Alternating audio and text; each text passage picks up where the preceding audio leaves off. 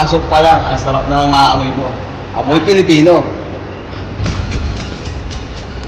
Ito mga kabayan, bagong-bagong luto nila dito. Ang sarap. Kung namimiss yun itong mga tinapay na to. Ayan pa.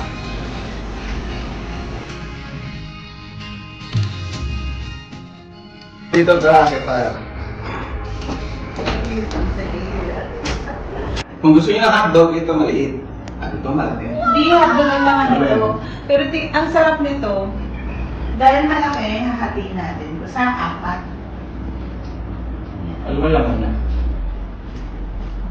Bagong luto. Wow, sarap. Pero, sa'yo. Balikan. Okay lang mali sa'yo. Alam mo. Mali sa'yo. Ito lang sa'yo.